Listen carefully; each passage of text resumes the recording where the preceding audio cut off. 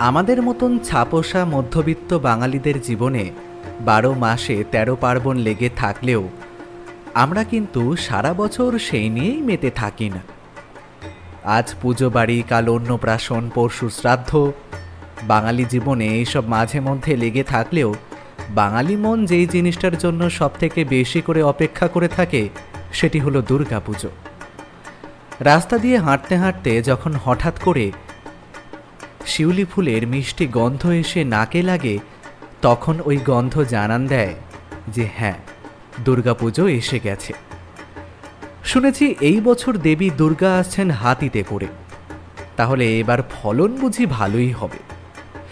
দেখতে দেখতে এই বছর মহালয়া হাজির। আমি আর কিশোরী আগে থেকেই ঠিক করে রেখেছিলাম যে এই বছর মহালয়াতে সকাল সকাল তারানাথের বাড়িতে চলে যাব। তাই আগে থেকেই তারানাথের জন্য পাঞ্জাবি আর চারির জন্য দুটো শাড়ি কিনে রেখেছিলাম। আজ সকালে উঠে পিতৃপুরুষের জন্য তর্পণটা সেরে নিয়েই কিছু হালকা প্রাতরাশ করে নিয়ে চললাম তারানাথের বাড়িতে। আজ মহালয়া, তাই সারাদিনই নিরামিষ খেতে হবে। এই কারণে আমি আর কিশোরী ঠিক করেছি চাল ডাল সবজি নিয়ে তারানাথের বাড়িতে যাব। দুপুরে খিচুড়ি খাওয়া হবে মহালয়া উপলক্ষে।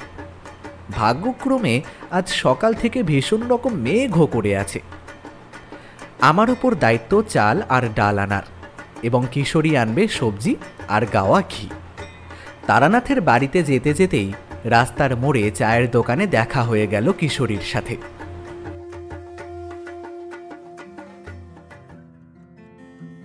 নমস্কার, সকলকেই সর্বাগ্রে জানাই শুভ শারদীয়ার প্রীতি ও শুভেচ্ছা। আশা করি আপনাদের এই দুর্গাপূজাটি খুব ভালোভাবে কাটছে। দেখতে দেখতে আমরা কাটিয়ে ফেললাম পুজোর অনেকগুলো দিন। তাই এই পুজো সম্পূর্ণভাবে সম্পন্ন করবার জন্যে থ্রিল চার্জারের বিশেষ নিবেদন লেখক সৌরভ দাসের কলমে তারানাথ তান্ত্রিক ফ্যানফিকশন কাহিনী ভবানী উন্মোচন। আজকের গল্পের সূত্রধারে রয়েছি আমি অভিক। গল্প পাঠে ও বিভূতির চরিত্রে রয়েছে শুভ, কিশোরীর চরিত্রে সৌরভ রায়, চারির চরিত্রে বর্ণালী, তারানাথের চরিত্রে দিব্যেন্দু গোস্বামী, তিলকার চরিত্রে অভিক, ডুমুর চরিত্রে নবস্মিতা, বুদুর চরিত্রে স্বস্তিক দাস, জমিদার দিগম্বর রায়ের চরিত্রে দীপম, অন্ধমালা পিশাচিনী ও মধুসুন্দরী দেবীর চরিত্রে পিয়ালি, উমা এবং মা দুর্গার চরিত্রে অধ্যায় সাহা। আজকের গল্পের শব্দ সংযোজনে ছিল সুদেশ নাথ এবং আবহ নির্মাণে কৌশিক বসু। প্রচ্ছদ নির্মাণ অঙ্কিতা ফ্রম পিক্সেলেট। তাহলে চলুন শুরু করা যাক থ্রিল চার্জারের বিশেষ নিবেদন লেখক সৌরভ দাসের কলমে ভবানী উন্মোচন। আরে বিভূতি যে, এসো এসো বসো। এই কালিদা, দুটো চা বসাও গো। তা কিশোরী, আজকে চড়ুই ভাতির সব সবজিগুলো কিনেছো তো? আরে হ্যাঁ, কাল বাজার থেকে সব টাটকা সবজি কিনেছি। আর এই দেখো। বলেই কিশোরী তার থলে থেকে একটা কাঁচের বোতল বের করে আনলো। এই দেখো ভাইয়া, একদম 100% বিশুদ্ধ ঘি। আমার গ্রামের বাড়ি থেকে এনেছি। রংটা দেখেছো? আহ, হে কিশোরী, এ আমাকেও এক বোতল এনে দিও না গো তোমার গ্রাম থেকে। আচ্ছা, এরপর গ্রামে যাই, তোমার জন্যও নিয়ে আসবো। আচ্ছা নাও নাও, এবার ওঠো হে, পথে যেতে যেতে বৃষ্টি নেমে এলেই বিপদ। এই গুরু দক্ষিণা নিয়েছো? হ্যাঁ, আসার সময় বাড়ির পাশের দোকানটা থেকে আগেই কিনে নিয়েছি। আরে এই নাও, আমাদের জন্য কিছু খুচরো সিগারেটও নিয়ে নিয়েছি, বুঝলে। বলেই দুজনে সিগারেট টানতে টানতে তারানাথের বাড়ির উদ্দেশ্যে চললাম। পৌঁছে দরজায় কড়া নাড়তেই শুনতে পেলাম তারানাথের কণ্ঠস্বর। কইরে চারিমা, দেখ তো কিশোরী আর বিভূতি এলো বুঝি। চারি এসে দরজা খুলেই আগে আমার আর কিশোরীর পায়ে ঠক করে দুবার পেন্নাম ঠুকে কোমল স্বরে বলল, আরে কাকা বাবুরা যে, আসুন আসুন, ভেতরে আসুন। দুজনেই আমার শারদীয়ার প্রণাম নেবেন। আরে হয়েছে হয়েছে মা, সুখী হও। আমিও চারিকে মাথায় হাত রেখে আশীর্বাদ করে ওর হাতে কাপড়ের ব্যাগটা ধরিয়ে বললাম, চারিমা, এই দেখো তোমার জন্য কি এনেছি। আরে এই নাও, এতে তোমার জন্য দুখানা শাড়ি আছে, দেখো তো মা, রঙগুলো তোমার পছন্দ হলো কি না। আর ঠাকুরমশাই, এই নিন, আপনার জন্য এতে পাঞ্জাবি আছে, দেখুন তো ঠিক আছে কি না। এই দেখো কাণ্ড, তোমরা করেছোটা কি হে? এসবের আবার কি দরকার ছিল? তা কি করে হয় ঠাকুরমশাই, হাজার হোক আপনি আমাদের গুরুজন, আর চারিমা তো আমাদের মেয়েরই মতো, তাই এই পুজোতে আমাদের কাছের দুজন মানুষের জন্য এই উপহারটুকু তো দিতেই পারি। আচ্ছা বেশ বেশ, নাও এবার বসো। তা তোমাদের আজকের সেই চড়ুই ভাতি করবার কি হলো? আরে এই যে, আমি তো চাল আর ডাল নিয়ে এসেছি, আর কিশোরী সবজি আর গাওয়া ঘি এনেছি। হ্যাঁ ঠাকুরমশাই, দুপুরে গরম গরম খিচুড়ি আর বেগুন ভাজা একদম জমে যাবে পুরো। তারানাথ হো হো করে হেসে বললেন, আচ্ছা বেশ বেশ, কয়রে চারি, যা কাকা বাবুদের হাত থেকে ব্যাগগুলো নিয়ে রান্নার কাজ শুরু করে দে। তা এবার বলো, তোমরা আজ কি গল্প শুনতে চাও? আরে আজ মেঘ না চাইতেই জল, স্বয়ং তারানাথ তান্ত্রিক বলছেন যে আমাদের গল্প শোনাবে। তা ঠিক নয় হে, কিন্তু আজ মহালয়া তো, মনটা খুব ভালো বুঝলে।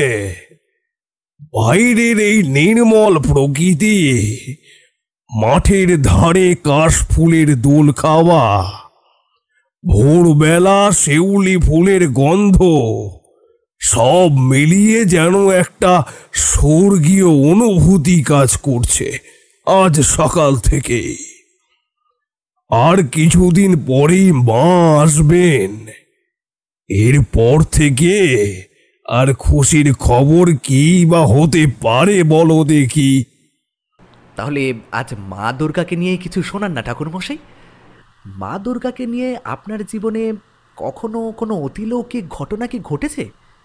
তার বলতে, তাই তো প্রসঙ্গটা তুললাম। তাহলে তো অবশ্যই শোনান ঠাকুরমশাই। এই মহালয়ার সকালে স্বয়ং দেবী দুর্গার লীলা সম্পর্কে শুনতে কারই বা আপত্তি থাকবে? হ্যাঁ, তা তো বটে, শোনো তবে। আমরা বাঙালিরা সাধারণত যে দুর্গার ব্যাপারে জানি, আজ আমি তোমাদের সেই মহিষাসুর মর্দিনী দুর্গার কথা শোনাবো না। আজ শোনাবো চতুর্বেদ উদ্ধারকারী ও দুর্গম রাক্ষস বধকারী দেবী দুর্গার কথা। দেবী ভাগবত পুরাণ অনুসারে হিরণ্যক্ষ পুত্র রুরুর বংশধর ছিল দুর্গম নামের এক রাক্ষস।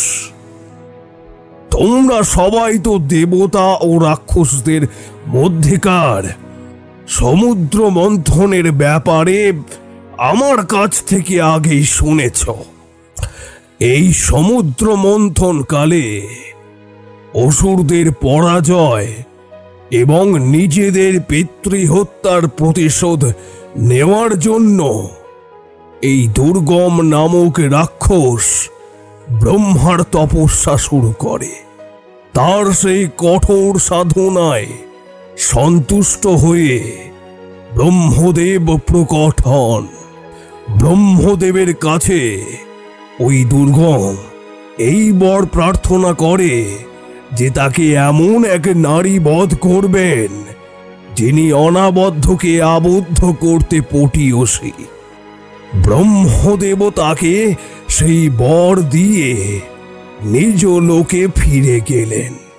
এদিকে বর লাভের অহংকারে মত্ত দুর্গম এরপর শুরু করে চরম বিশৃঙ্খলা এবং মৎস্যন্যায়।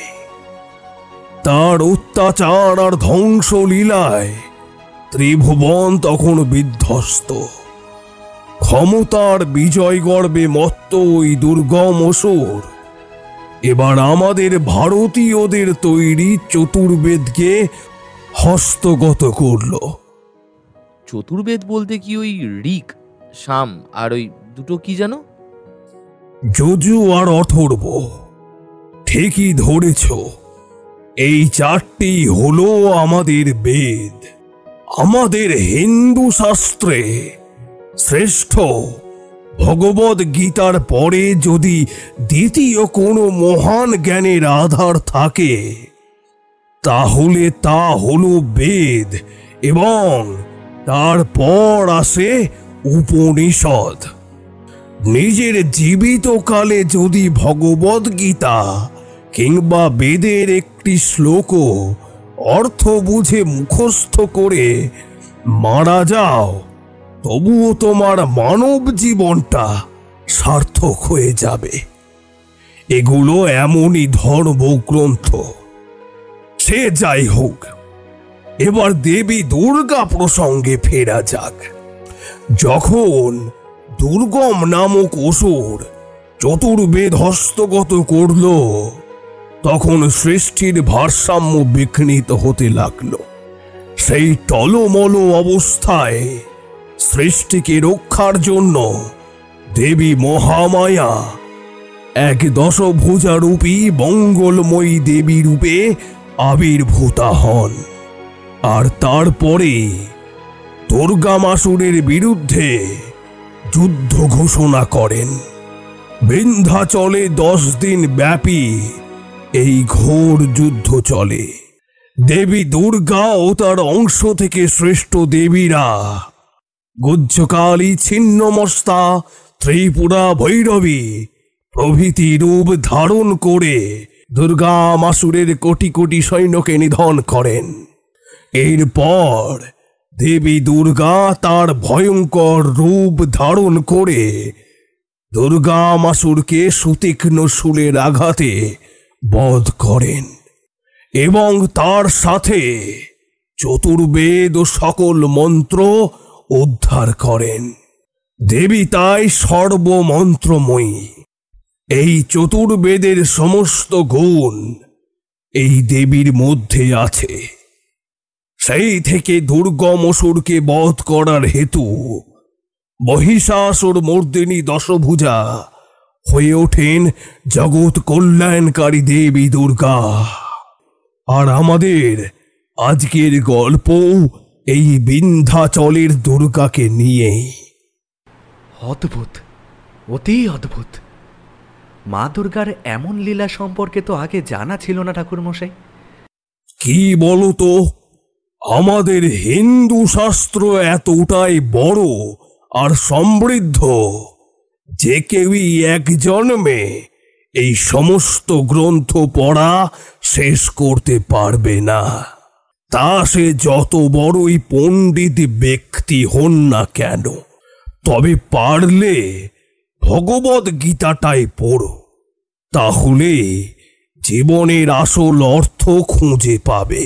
যাই হোক, এবার আসি আজ তোমাদের যেই ঘটনা শোনাবো তার ব্যাপারে। তার আগে কথাটা শোনার পর আমরা দুজন একে অপরের দিকে কিছুক্ষণ চাওয়াচাওয়ি করে ব্যাপারটা বুঝতে পেরে রাস্তার মোড় থেকে কেনা পাসিং শোয়ের প্যাকেটটা তারানাথের হাতে বাড়িয়ে দিলাম। হ্যাঁ, এই তো, এই নিন। অমনি তারানাথের চোখটা জলজল করে উঠল। একখানি সিগারেট ধরিয়ে তারানাথ কিছুক্ষণের জন্য গভীর চিন্তার মধ্যে ডুবে গেলেন। বুঝলাম ও এখন গল্পগুলো নিজের মতন করে সাজিয়ে নিচ্ছে। এরপর তারানাথ ধীরে ধীরে বলতে শুরু করলেন। তোমরা তো জানোই যে আমি নিজের অর্ধেকেরও বেশি জীবন শুধুই ভ্রমণ করে বেরিয়েছি। কখনো শ্মশান, আবার কখনো বা অচেনা গৃহস্থ বাড়ি। তবে মধুসুন্দরী দেবীর কৃপায় নিজের জীবনকালে কোনোদিনও এমন দিন আসেনি যেদিন আমাকে রাতে পেটে খিদে নিয়ে শুতে হয়েছে।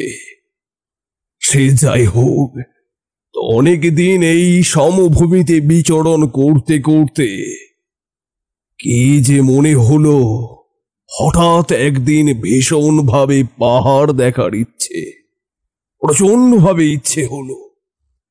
আমাকে কি এক বিপুল টানে যেন পাহাড় টানতে শুরু করলো। ছোটবেলা থেকেই বাপ খুড়োর মুখে শুনে আসছে যে পাহাড়ে নাকি আদিবাসীরা থাকে, তারা নাকি নিচু তলের মানুষদের সহ্য করতে পারে না। তাদের দেখলেই নাকি তারা আদিবাসী ভাষায় আমাদের গালাগালি করে। করবে নাই বা কেন, ওরাও তো ভারতবর্ষের আদি বাসিন্দা। আমরা আর্যরা তো সত্যিই বহিরাগত। কিছু বছর আগে আমি ঝাড়গ্রামের আদিবাসীদের নিয়ে কাজ করেছি। সত্যি ওদের দুঃখ চোখে দেখা যায় না। নিজেদের দেশে ওই মানুষগুলো এখনও পরাধীন। আমরা এই শহুরে বাবুরা নিজেদের বাঙালি সংস্কৃতি তো আগেই হারিয়েছি। এখন উঠে পড়ে লেগেছি ওদের সংস্কৃতিকে ধ্বংস করতে। কিন্তু বিশ্বাস করুন ঠাকুরমশাই, আমি নিজে ওই মানুষগুলোর সাথে মিশেছি। ওরা কিন্তু মানুষ হিসাবে তেমন খারাপ নয়। এই প্রথম আমি কিশোরীর সাথে সহমত। আদিবাসীরা সত্যি মন থেকে অনেক ভালো, সাদাসিধে হয়। খারাপ তো হলাম এই আমরা, যারা ওদের বন থেকে শুরু করে সংস্কৃতিকে অবিরাম ধ্বংস করে চলেছে।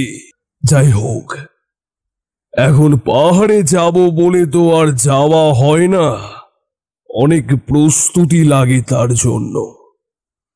তখন ভাগ্যক্রমে কিছু বছর আগে আমার এক আদিবাসী পরিবারের সাথে আলাপ হয়েছিল। সেও এক বিচিত্র আলাপ। ওদের পরিবারকে আমি এক আদিবাসী অপদেবতা রুদ্রবঙ্গার হাত থেকে রক্ষা করেছিলাম। তাই সেই হেতু ওরা আমাকে ভগবানের নজরে দেখত। ঠাকুরমশাই, এই গদ্রবঙ্গাটা আবার কে? ও এক সাংঘাতিক অপদেবতা, বুঝলে। ওই গদ্রবঙ্গার কাহিনী তোমাদের অন্য একদিন শোনাবো। যেহেতু পাহাড়ে যাব, তাই সবার প্রথমে আমার ওই আদিবাসী পরিবারটার কথাটাই মাথায় এলো। আসলে ওরা আদিবাসী হলেও শহরে থাকতো কাজের সূত্রে, তাই আধুনিক মানুষের ছোঁয়া অল্প বিস্তর হলেও ওদের মধ্যে ছিল।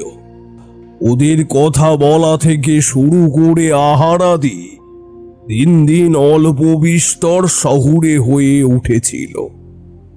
তা আমি আগের বার ওদের বাড়ি গিয়েই বুঝেছিলাম। তাই পাহাড়ে যাওয়ার সিদ্ধান্ত নেওয়ার পরে আমিও নিজের তলপিতল বা গুটিয়ে নিয়ে চললাম ওদের বাড়ি। শহরের এক কোনায় বস্তিতে ওরা বাস করত। আমি ওদের বাড়িতে পৌঁছতে সে ওদের কি খাতির, যেন আমি ওদের কতদিনের চেনা কোনো আত্মীয়। আমাকে দেখে ওদের ঘরের বউ ডুমু বলল, আরে তারা বাবা যে, আমাদের কি সৌভাগ্য আপনি এসেছেন। এই বুধু, যা তাড়াতাড়ি গিয়ে তোর বাপকে ডেকে আন, বলবি যে তারা ঠাকুর এসছে। আরে এ তোমার ছেলে? আহা, অত বড় হয়ে গেছে এই কয়েক বছরে। তা তোমার বর তিলকা কোথায়? ও আর কোথায় থাকবে, ওই পাশে চায়ের দোকানে গিয়েছে হয়তো। আপনি দয়া করে বসেন, দাঁড়ান আপনাকে জল দিই। কিছুক্ষণ পর ঘরের মধ্যে গৃহকর্তা তিলকার আগমন হলো। পরনে একটা রংচটা ছেঁড়া গামছা। রোদে কাজ করে করে তিলকার গায়ের রং কুচকুচে কালো হয়ে গিয়েছে। আমাকে দেখতে পেয়ে তিলকার সে কি আমোদ! আরে ঠাকুর মশাই যে, ভালো আছেন তো? কতদিন পর আপনার দেখা পেলাম। তা তোমরা ভালো আছো তো? হুজুরের দয়ায় বেঁচে ঘুরতে আসি।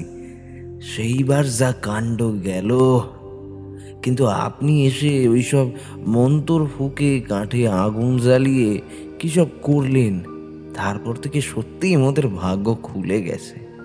পাশের গোডাউনে এখন ভালো একটা কাজ পাইছি, দুমো যায় ওখানে, মোরা একসাথে কাজ করি। তা বেশ বেশ বেশ, কিন্তু আমি যে একটা আবদার নিয়ে এসেছি তোমাদের কাছে। কি আবদার ঠাকুর? আসলে বেশ কিছুদিন ধরে না আমার পাহাড়ে যেতে ইচ্ছা করছে ভীষণভাবে, তাই তোমাদের কাছে আসা আর কি। তোমরা তো পাহাড়ে থাকো শুনেছি, তা তোমরা কবে তোমাদের দেশে যাবে? তাহলে আমিও তোমাদের সঙ্গে যাব আর কি, যদি তোমাদের কোনো আপত্তি না থাকে। তা বাবু, এ তো মোদের পরম সৌভাগ্য যে আপনি মোদের দেশে যাবেন। হ্যাঁ, এই তো সামনের কার্তিক মাসে মোদের গ্রামে গহাইল পুজো আছে, মোরা তো এমনিতেই যাব, আপনিও চলেন মোদের সাথে। বেশ বেশ বেশ বেশ, তাহলে তো খুবই ভালো কথা। চলো তাহলে সামনের মাসেই পাহাড়ে যাওয়া যাক। কিন্তু বাছা, এই গহাইল পুজোটা কি? তা সে আপনি ওখানে গিয়াই দেখতে পাবেন, তার আগে বলছি না। বেশ বেশ বেশ, তাহলে আজকের মতো উঠি, বুঝলে? বলেই উঠে চলে এলাম। তারপর দেখতে দেখতে কার্তিক মাস এসে গেল, আর আমাদের গন্তব্যস্থলে যাওয়ার দিনও এসে গেল। আমাদের যেতে হবে পুরুলিয়ার অযোধ্যা পাহাড়ে, সেখানেই তিলকা মাহাতোর গ্রাম। নিজেদের তল্পি তল্পা গুছিয়ে নিয়ে আমরা একদিন ভোরবেলা রওনা হলাম পুরুলিয়ার উদ্দেশ্যে। প্রথমে ট্রেনে চেপে, তারপর খেয়াতে করে নদী পার হয়ে একদম শেষে গরুর গাড়িতে চেপে জয়পুর জঙ্গল পার হয়ে আমরা অবশেষে পৌঁছালাম পুরুলিয়ায়। এই পুরুলিয়ার একদম শেষ মাহাতোদের গ্রামেই ছিল তিলকা মাহাতোর বাড়ি। এরা জাতিতে ছিল কুর্মী জনগোষ্ঠীর। মাটির বাড়ি, খড়ের ছাউনি, এক স্নিগ্ধ গ্রাম্য পরিবেশ যেমন হয়, চারিদিকে শুধু জঙ্গল আর জঙ্গল। কতকাল পর যেন একটা স্বস্তির নিঃশ্বাস ফেললাম। আমাদের তিলকা মাহাতোর বাড়ি পৌঁছতে প্রায় সন্ধ্যা হয়ে এসেছিল। ততক্ষণে গ্রামটা পুরো নিস্তব্ধ হয়ে গিয়েছিল। তোমরা তো জানো যে আদিবাসীরা সারাদিন কঠোর পরিশ্রম করে, তাই দিন শেষে আর আমাদের শহুরে মানুষদের মতো সন্ধেবেলা তামাক সেজে বসে খোশ গল্প করার শক্তি বা ইচ্ছা কোনোটাই তাদের মধ্যে আর থাকে না।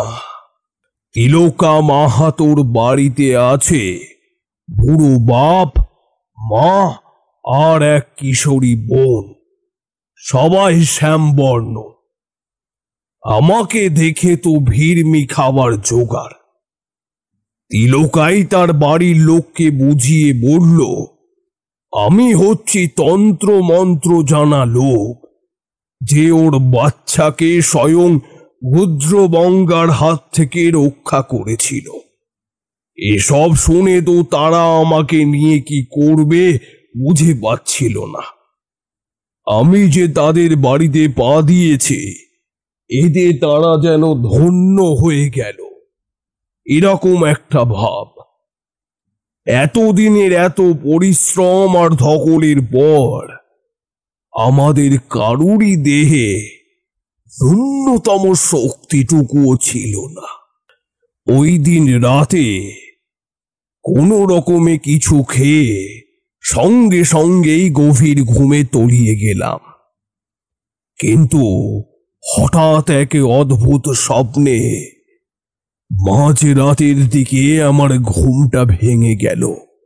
স্বপ্নে যেন এক অতি মিষ্টি নারী কণ্ঠ কাতর স্বরে আমার নাম ধরে ডেকে বলছে, তারানাথ, আমায় উদ্ধার কর তারানাথ, আমি যে কত কাল ধরে এই মন্দিরে বন্ধ হয়ে আছি। আমায় উদ্ধার কর তারানাথ, আমায় উদ্ধার কর। এরপরই ঘুমটা ভেঙে যায়। তারপর উঠে বাইরে গেলাম প্রকৃতির ডাকে সাড়া দিতে। হঠাৎ মনে হলো দূর থেকে যেন শঙ্খ, ঢাক, কাঁসর, ঘণ্টা বাজার আওয়াজ ভেসে আসছে। আমি অবাক হয়ে কিছুক্ষণ দাঁড়িয়ে রইলাম। আসলে রাত তখন ভীষণ গভীর। তার ওপর এই গভীর জঙ্গলে ভরা গ্রাম, যেখানে সন্ধ্যা হলে মানুষ মরার মতো হয়ে ঘুমোয়, সেখানে এত রাতে আরতির আওয়াজ আসবে কি করে? সে কথাই ভাবতে ভাবতে আমি শুতে গেলাম। পরদিন অনেক দেরি করে ঘুম ভাঙলো। তিলকাই এসে আমার ঘুমটা ভাঙালো। ঠাকুর, উঠে পড়ুন, অনেক বেলা হলো যে। আমিও আর আপনাকে ডাকিনি, জানি অনেকদিন ধরে আপনার উপর দিয়ে প্রচুর ধকল গেছে, তাই ঘুম হওয়াটা স্বাভাবিক। নিন নিন, উঠে পড়ুন, এই নিন নিমের দাঁতন নিন। বলেই সে এক চাকুর লম্বা এক দাঁতন আমায় দিয়ে চলে গেল। আমিও দাঁতনটা নিয়ে মাজতে মাজতে বেরোলাম গ্রামের আশপাশটা ঘুরে দেখতে। গ্রাম বললে ঠিক ভুল হবে, এটা জঙ্গলই। জঙ্গলের মধ্যে ওরা কোনো মতে বাড়ি বানিয়ে আছে। চারপাশে শুধু জঙ্গল আর জঙ্গল, আর কাছেই গ্রাম শেষে দেখা যাচ্ছে সেই প্রাচীন অযোধ্যা পাহাড়। সত্যি সকালের পাহাড় যেন অপূর্ব সুন্দর। যখন সূর্যের সোনালি আলো ধীরে ধীরে পাহাড়টার উপর পড়তে লাগলো, তা দেখে যেন সারা শরীরে এক স্বর্গীয় অনুভূতি খেলে গেল। অনেকক্ষণ দাঁড়িয়ে দাঁড়িয়ে পাহাড়ের দিকে তাকিয়ে মাজন করতে লাগলাম। কিছুক্ষণ পর খেয়াল করলাম পেটটা খিদেতে গড়গড় করছে। তাই দেরি না করে বাড়ি ফিরে উঠোনে মুখ হাত ধুয়ে বাইরে মাদুরের ওপর বসলাম। তিলকাকে কোথাও দেখলাম না। ওর বউ আমায় দেখতে পেয়ে বলল, আপনারাই এতক্ষণ খুঁজছিলাম ঠাকুর মশাই, দাঁড়ান, আপনার খাবার নিয়ে আসছি, খেয়ে নিন। তিলকা জঙ্গলে মধু পাড়তে গেছে, আপনার খাওয়া হলে বুধু আপনাকে আশেপাশটা ঘুরিয়ে আনবে। এই বলে ডমু চলে গেল। নানা জায়গায় ঘুরে বেড়ানোর দরুন আমি কোনো রাত আলু মাখা ভাত খেয়েও কাটিয়েছি। আবার মাঝে মাঝে কপালে রাজভোগও জুটেছে। কিন্তু আজ দেখি একটা জামবাটিতে করে ডুমু আমায় পান্তা ভাত, কাঁচা লঙ্কা আর পেঁয়াজ দিয়ে গিয়েছে। অবশ্য বেচারিদের আর দোষ কি? এই অরণ্য অঞ্চল, যা শহর থেকে এত দূরে, সেখানে শহরের চব্য চস্য লৌহ পেয় আর কোথা থেকেই বা আসবে। তবুও ভালো, এই পান্তা ভাতের মধ্যে ডুমুর মমতা মাখা ছিল, তাই আমি পরম তৃপ্তির সাথে খেলাম। খাওয়ার পর বুবুকে নিয়ে বের হলাম আশপাশটা ঘুরে দেখতে। শাল, মহু আর জঙ্গল দিয়ে হাঁটতে হাঁটতে হঠাৎ আমি বুধুকে জিজ্ঞাসা করলাম, বুধু, আমাকে একটা কথা বলো তো, এখানে কাছে পিঠে মন্দির কোথায় আছে রে? ছোট্ট বুধু একটুখানি ভেবে নিয়ে বলল, মন্দির? হ্যাঁ, শুনেছি যে ওই পাহাড়ের মধ্যে নাকি একটা পাথরের তৈরি মন্দির আছে। আমার দাদু আমাকে বলেছিল। কোন ঠাকুরের মন্দির রে বাবা? তা তো বলতে পারবো না, তবে শুনেছি এক দেবীর মন্দির। কিন্তু আমাদের কোনো দেবী নয়, একটা অন্য দেবী, যার অনেকগুলো হাত। কটা হাত রে? সেটা জানি না, আমি কখনো যাই নাই, আর এমনিতেও কেউই যায় না। মন্দিরের দরজা নাকি বন্ধ। এই বুলু, আরে ঠাকুর মশাই যে, এই দেখুন কত মধু। দেখলাম তিলকার হাতে একটা মাটির কলসি ভর্তি মধু। কয়েকটা মৌমাছি সেই হাড়ির ওপর ভেসে আছে, আর তিলকার গাল থেকে শুরু করে চোখের ওপরের পাতা মৌমাছির কামড়ে ফুলে ঢোল হয়ে আছে। আমি বললাম, আরে কি করেছো হে? সামান্য একটু মধুর জন্য নিজের প্রাণ বিপন্ন করে ওই জঙ্গলি মৌমাছিগুলোর কামড় খেলে? না না ঠাকুর মশাই, ও মোর কিছু হবে না। মোরা এই মাটিতে জন্মেছি, এই মাটি মোদের মা বাপ সব। চলুন বাড়ি গিয়ে আপনাকে এই জঙ্গলি মধু খাওয়াচ্ছি, তখন বুঝবেন যে আসল খাঁটি মধুর কি স্বাদ। আমি চললাম তিলকাদের বাড়ির উদ্দেশ্যে, কিন্তু বুদুর কাছ থেকে ওই মন্দিরের কথাটা জানাই হয়নি। তাই আমি এবারে তিলকাকে সেই প্রশ্ন জিজ্ঞাসা করলাম। আচ্ছা তিলকা, তোমার ছেলের মুখে শুনলাম যে পাহাড়ে নাকি এমন এক দেবী মন্দির আছে যার দরজা নাকি বন্ধ থাকে সব সময়। এমনটা কেন বলো তো? ও আচ্ছা, ওই মন্দিরটা? হ্যাঁ, শুনেছি নাকি ওই মন্দিরটার উপর কার এক অভিশাপ আছে। আর শুধু আমার ছেলে কেন, আপনি শুনলে অবাক হবেন যে আমিও ছোটবেলা থেকেই দেখে আসছি ওই মন্দিরটার বিরাট দরজার উপর একটা সোনার তালা ঝুলছে। কি বলো? সোনার তালা? কেউ চুরি করেনি? না ঠাকুর মশাই, যেই এই তালা স্পর্শ করে সেই সঙ্গে সঙ্গে মুখে রক্ত উঠে মারা যায়। আর সব থেকে আশ্চর্যের বিষয় কি জানেন? ওই তালা কোনোদিনও পুরনো হয় না, সারা জীবন নতুনই থাকে। দেখে মনে হয় যেন আজই তৈরি হয়েছে।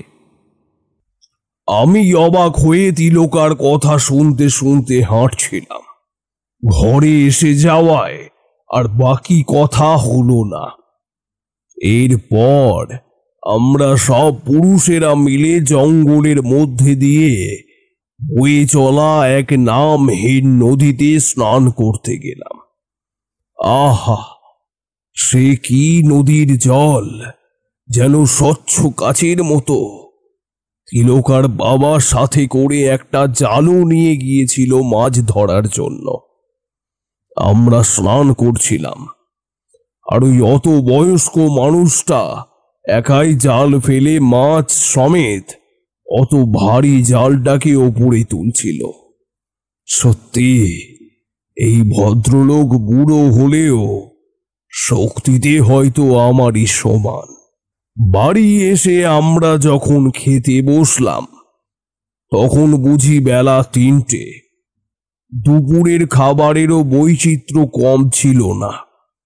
মোটা চালের ভাত, পেঁয়াজ কুচি, এঁচোড়ের তরকারি, আর সাথে নিম পাতা দিয়ে আলু ভাজা।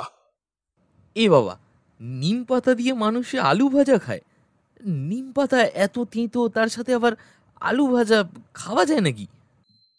কেন খাওয়া যায় না?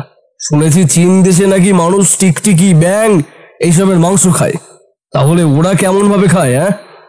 খাবার হলো মানুষের অভ্যেস, সেটা স্থান, কাল, পাত্র অনুযায়ী পরিবর্তনশীল। তোমার কাছে যাহাই অখাদ্য তাহাই অন্যের কাছে সুখাদ্য হে। যাই হোক, খাওয়া দাওয়া সেরে মাদুর বেঁধে বিকেলের দিকে এক জায়গায় একটু খোশ গল্প করতে বসলাম আমরা। আমি তিলকার বাবাকে জিজ্ঞাসা করলাম যে বন্ধ মন্দিরের রহস্যের কথা। তখন তিলকার বাবা কুড়মালি ভাষায় তিলকাকে কি সব যেন বলতে লাগলো। আসলে তিলকা তার বউ বাচ্চা সহ বহু বছর শহরে থাকায় ওরা আমাদের মতো বাংলা ভাষায় কথা বলতে পারত, কিন্তু তিলকার বাপ দাদারা কেউই কোনো কালেই ওরা বাংলা ভাষা জানতো না। দেখলাম নিজের বাপের কাছ থেকে সব কথা শোনার পর তিলকার মুখ গম্ভীর হয়ে উঠল। এরপর তিলকা আমাকে দুটি অতি আশ্চর্য ও অলৌকিক ঘটনা শোনালো। প্রথমটি ওই মন্দিরকে নিয়ে, আর দ্বিতীয়টি এক তন্ত্র সাধক জমিদারকে নিয়ে। ঠাকুর মশাই, আপনি হলেন সাধু সন্ত মানুষ। নিজের এই অভিজ্ঞ জীবনে আপনি অনেক অত্যাশ্চর্য জিনিস দেখছেন, কিন্তু মুদের এই পাহাড়ি মন্দিরের মতো আশ্চর্য জিনিস আপনি কেন এই পৃথিবীর কেউই কোনোদিনও দেখেনি এমই হলফ করে কইতে পারি। মোর বাপ কেন, তার বাপ বা তাহারও আগের কেউই বলতে পারে না এ মন্দির কবে তৈরি। মুরা এই আদিবাসীরা এই জঙ্গলে আসার আগে থেকেই এই মন্দির তৈরি। সব চাইতে আশ্চর্যের ব্যাপার হলো এই যে এই গভীর বনের মধ্যে কেই বা কোন যুগে এই অতি আশ্চর্য মন্দির বানালো। কিন্তু তার চেয়েও আশ্চর্যের ব্যাপার হলো এই যে মন্দিরটা পাথর কেটে কেটে বানানো। এই মন্দিরের বয়স 2000 হতে পারে, আবার 2 লক্ষ বছর হতে পারে। মন্দিরের গায়ে স্পষ্ট খোদাই করা কত সব বিচিত্র দেবদেবীর মূর্তি আছে। মন্দিরের চারিদিকে বহু স্তম্ভ ছড়িয়ে ছিটিয়ে রয়েছে, আর প্রতিটি স্তম্ভতে কি এক কঠিন ভাষায় কি যেন মন্ত্র লেখা আছে। আর মন্দিরের প্রবেশ পথ মাত্র একটাই, সেটা বিশাল বড় এক সিংহ দুয়ার। তবে এই মন্দিরে যাওয়ার পথটি নাকি অতি ভয়ানক। যদি কারুর মনে বিশাল ভক্তি থাকে ওই মন্দিরে যিনি দেবী আছেন তার উপর, তখনই সেই ব্যক্তি মন্দিরের সামনে পৌঁছতে পারেন। নতুবা পথে যেতে যেতে হয় সাপের কামড়ে ওই ব্যক্তির মৃত্যু হয়, আর না হলে পাহাড় থেকে পা পিছলে পড়ে মৃত্যু হয়।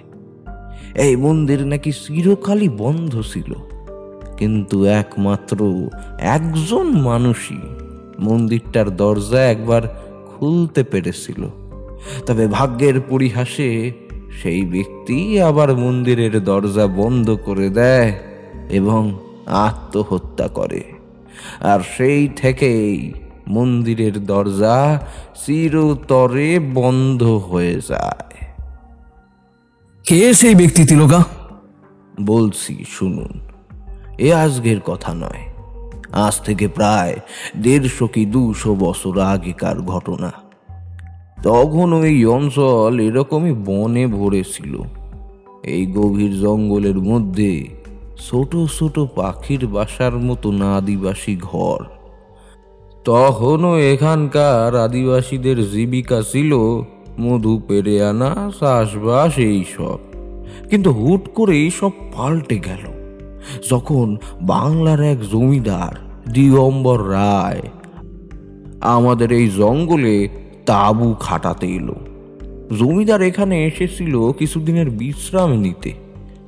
এই আজ যেখানে আমাদের ঘর, সেখানেই তাঁবু খাটিয়েছিল এই জমিদার।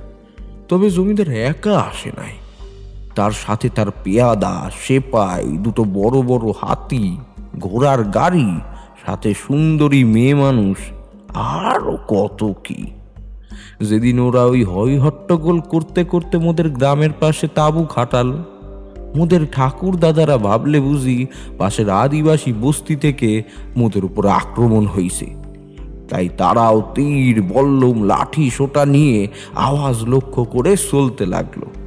কিন্তু গিয়ে দেখে ওই জমিদার সমেত আরো 150-200 জন মিলে বন কেটে তাঁবু খাটাচ্ছে।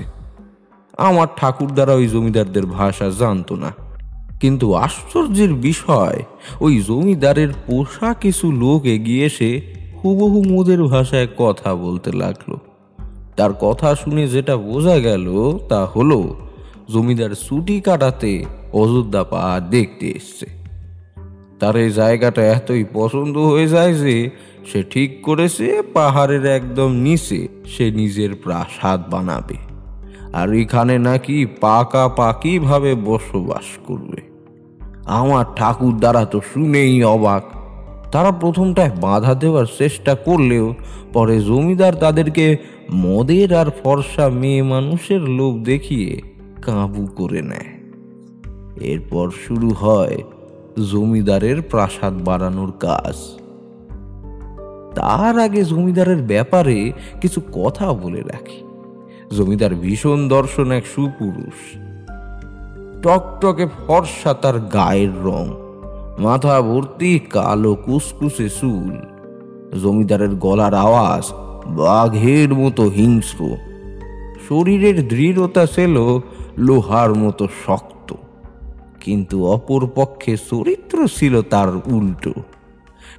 নিজের স্ত্রী সহ 2 পুত্র থাকা সত্ত্বেও জমিদার এখানে সাথে করে আর 10 জন অপরূপ সুন্দরী মহিলা এনেছিল। কিন্তু জমিদার নাকি ভীষণভাবে মা কালীর ভক্ত এবং বড় রকমের তান্ত্রিকও ছিল। এই জমিদার ধীরে ধীরে আদিবাসীদের পিতা হয়ে ওঠে। জঙ্গল সাফ করে সে রীতিমতো বেশ কয়েক বছরের মধ্যেই পাহাড়ের পাদদেশে নিজের বিলাসবহুল রাজপ্রাসাদ তৈরি করে ফেলে এবং সেখানে আদিবাসী প্রজাদের ওপর নিজের জমিদারি ফলাতে থাকে। এই আদিবাসী অঞ্চলে থাকতে থাকতেই ওই জমিদার সেই প্রাচীন মন্দিরের ব্যাপারে জানতে পারে। আজ যেমন আপনি আমার কাছ থেকে ওই পুরনো মন্দিরের গল্প শুনছেন, একদিন সেই জমিদারও আমার ঠাকুরদার কাছ থেকে সেই রকমই গল্প শোনে। এরপর সেই জমিদার সবার বারণ সত্ত্বেও তার কিছু সঙ্গী সাথীদের নিয়ে মন্দির আবিষ্কারে ওই পাহাড়ে পাড়ি দেয়। পথ অতি দুর্গম, পিচ্ছিল সিঁড়ি, খাড়া পাহাড়। একমাত্র ওই জমিদারই শেষ পর্যন্ত মন্দিরে পৌঁছতে পেরেছিল। তার সঙ্গী সাথী সবাই হয় সাপের কামড়ে, আর না হলে পা পিছলে পড়ে মরে। আসলে ওই জমিদারের মনে মন্দিরে অবস্থিত দেবীর প্রতি অগাধ ভক্তি ছিল। তাই হয়তো সে সেদিন ওই মন্দিরের কাছে পৌঁছতে পেরেছিল। মন্দিরের কাছে পৌঁছে জমিদারের ভিড়মি খাওয়ার জোগাড় হয়ে এসেছিল। এত বিশাল মন্দির সে আগে কখনো দেখেনি। মন্দিরের সিংহদুয়ারের কাছে গিয়ে দেখল এক বিশাল আকার সোনার তৈরি তালা মন্দিরের দরজায় ঝুলছে। এরপর আশেপাশে তাকাতে সে প্রচুর স্তম্ভ দেখতে পেল এবং ওই স্তম্ভতে লেখাগুলো আশ্চর্যজনকভাবেই ওই জমিদারের সেনা ছিল। জমিদার যেই না ধীরে ধীরে মন্ত্রোচ্চারণ করতে লাগলো, অমনি আশ্চর্যজনকভাবে চারিদিকের ভূমি কাঁপতে লাগলো এবং নিচ থেকে একদম মন্দিরের সামনে একটি লোহার স্তম্ভ উঠে এলো। লোহার স্তম্ভের উপরে অতি সূক্ষ্ম কারুকার্য করা বাস্ক। সেই বাস্কের ডালা যেই না জমিদার খুলেছে, অমনি বেরিয়ে এলো একটা সোনার চাবি। জমিদারের বুঝতে বাকি রইল নি যে এটি সেই মন্দিরের চাবি। এরপর চাবিটি নিয়ে জমিদার সিংহদ্বারের তালাতে বসিয়ে যেই না ঘোরালো, অমনি দুমদাম আওয়াজ করতে করতে প্রকাণ্ড সিংহদুয়ারটি খুলে গেল। জমিদার দর্শন পেল এক 10 ভুজা দেবী মূর্তির, যিনি এক বিকট অসুরে ত্রিশূল দিয়ে বধ করার ভঙ্গিতে দাঁড়িয়ে আছেন। দেবী মূর্তিটি সম্পূর্ণ সোনার তৈরি। হয়তো সেদিন কয়েক হাজার কিংবা কয়েক লক্ষ বছর পর সেই মন্দিরের দরজা খোলা হয়েছিল। ওই দিন মন্দির থেকে জমিদার আবার তার প্রাসাদে ফিরল। কথাটা গ্রামের মধ্যে চাউর হতে বেশি সময় লাগলো না। সবাই আগে থেকেই জমিদারকে মালিকের নজরে দেখত তারপর সবাই শুনল যে জমিদার সেই প্রথম ব্যক্তি যিনি এত হাজার বছর পর মন্দিরের কাছে যেতে পেরেছেন এবং মন্দিরের দরজা খুলতে পেরেছেন। এটা শোনার পর সবাই জমিদারকে ভগবান বলে মনে করতে লাগলো। এরপর থেকে জমিদার রোজ রাতেই ওই মন্দিরে যেত এবং সারা রাত ব্যাপী ওই দেবীর পূজা করত। জমিদার আগে থেকেই তন্ত্র সাধক হওয়ায় তার বেশি দিন সময় লাগলো না দেবীরে তুষ্ট করতে। ওই দেবী প্রসন্ন হয়ে জমিদাররে একদিন স্বপ্নাদেশ দিলেন। বাছা দিগম্বর, ওঠ বাছা, দেখ আমি তোর মা এসেছি। মা, মা তুমি এসেছো মা, আমি ধন্য হয়ে গেলাম মা, আমি ধন্য হয়ে গেলাম মা তোমার দর্শন পেয়ে। তোর পূজাতে আমি অত্যন্ত প্রসন্ন হয়েছি তোর ওপর। বল, কি বর প্রার্থনা করিস? মা, আমার অনেক দিন থেকে একটা কন্যা সন্তানের বড় ইচ্ছে। আমায় আশীর্বাদ করো মা, আমি যেন এক তেজস্বী কন্যার পিতা হতে পারি। আমি তোকে আশীর্বাদ করলাম, তুই এক প্রচণ্ড তেজি এবং পবিত্র কন্যার পিতা হবি, যার মধ্যে স্বয়ং আমার অংশ থাকবে। মা, মা আমি ধন্য, মা আমি ধন্য। এই বলে দেবী মিলিয়ে গেলেন। জমিদার পরের দিন এই কথা তার গিন্নিকে বলল। সবটা শুনে গোটা বাড়িতে একেবারে হুলস্থুল কাণ্ড বেঁধে গেল। সকলে খুশির জোয়ারে ভাসতে লাগলো। এর কিছু বছর পর জমিদার গিন্নির কোল আলো করে এক ফুটফুটে মিষ্টি বাচ্চা মেয়ের আগমন হলো। তার মধ্যে স্বয়ং দেবীর অংশ ছিল। জমিদার সেই আনন্দে সকল আদিবাসী প্রজারে বস্ত্র, মিষ্টি, ধন সম্পদ দান করল। ক্রমে ক্রমে সময় যেতে লাগলো। সেই বাচ্চা মেয়েও দিন দিন বড় হতে লাগলো। ক্রমে সেই মেয়ে কিশোরী থেকে যুবতী হইল। এই যুবতীর মধ্যে কিছু আশ্চর্য ক্ষমতা ছিল। তার মধ্যে একটি ক্ষমতা ছিল, এই মেয়েটি সমস্ত পশু পাখির ভাষা জানত।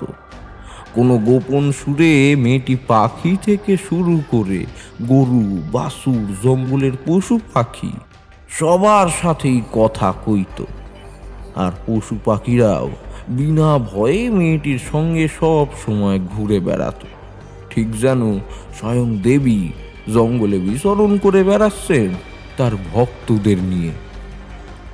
একবার তো ছোটবেলায় খেলার ছলে এক বিষধর গোখরো সাপকে নিজের গলায় ঝুলিয়ে এই কিশোরী সবাইরে অবাক করে দিয়েছিল।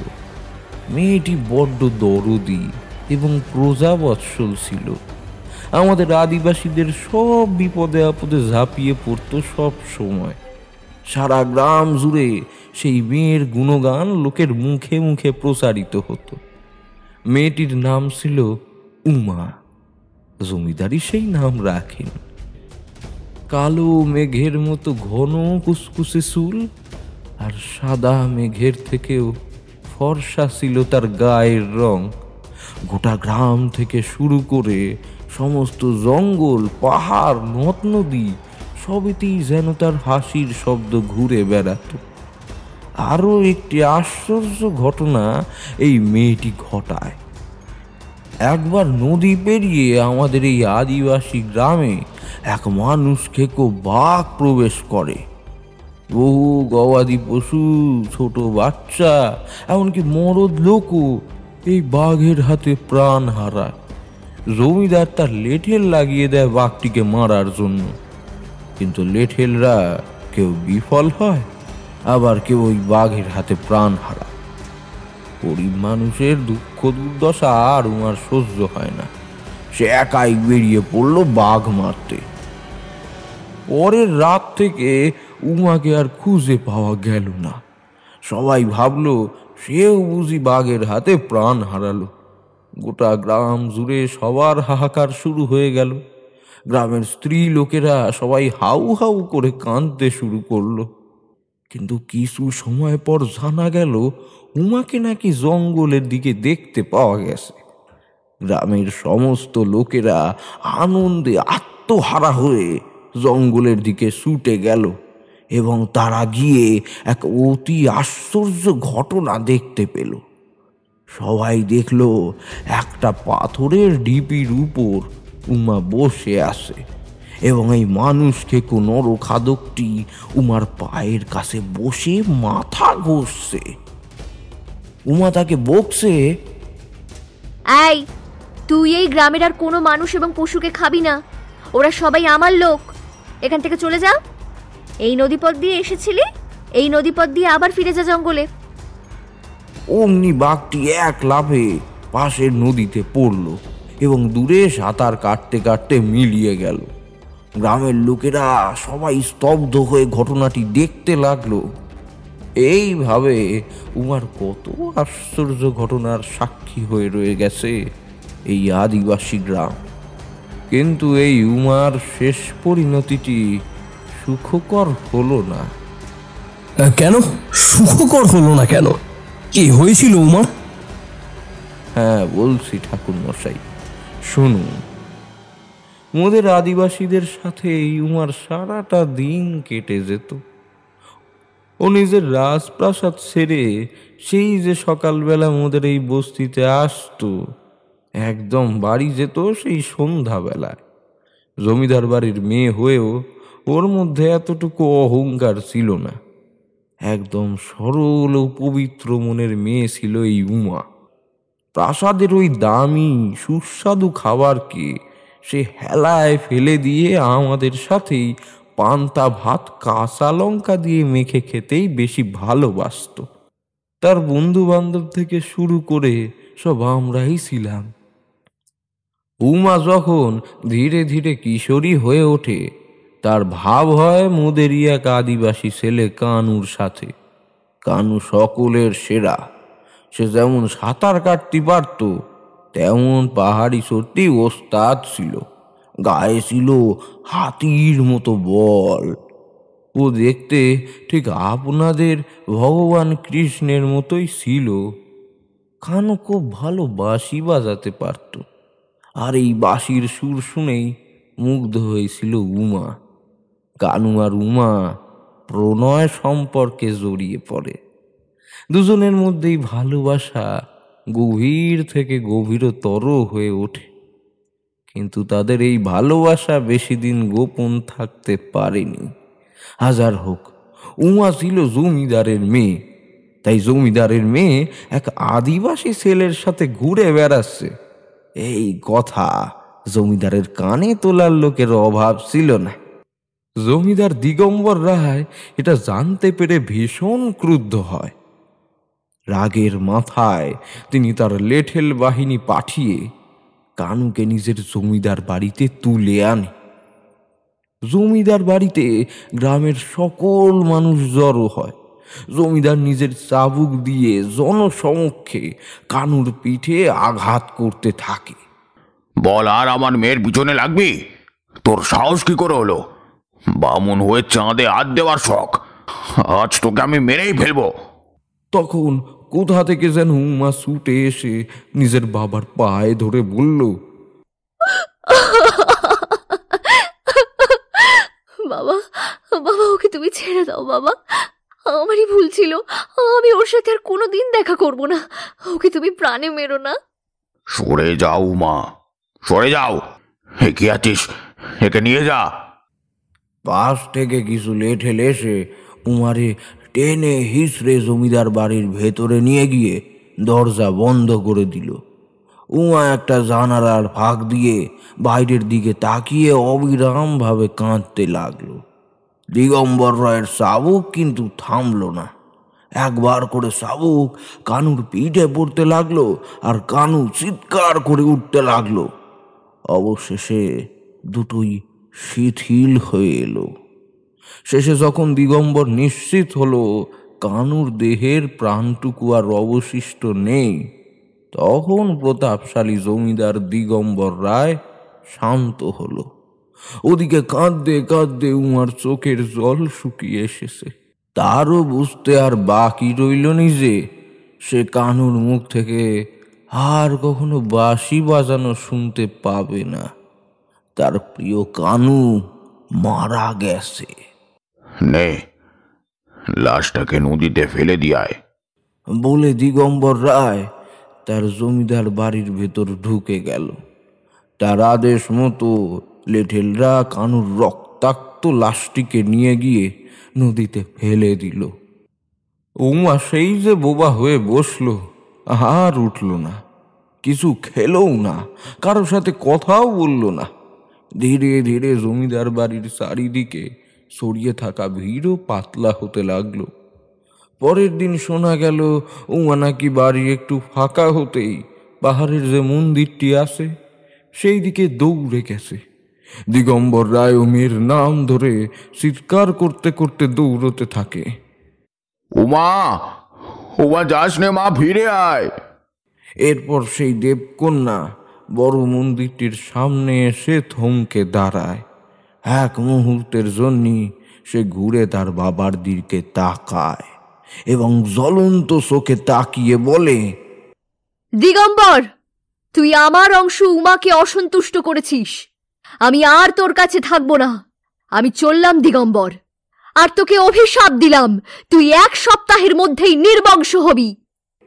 আসলে সেই সময় স্বয়ং মন্দিরের মাই উমার মুখ দিয়ে কথা বলতেছিলেন। এরপর সেই পবিত্র কন্যা মন্দিরের মধ্যে চিরতরে মিলিয়ে গিয়ে অদৃশ্য হয়ে গেল। দিগম্বর রায় কাঁদতে কাঁদতে বাড়ি ফিরলেন।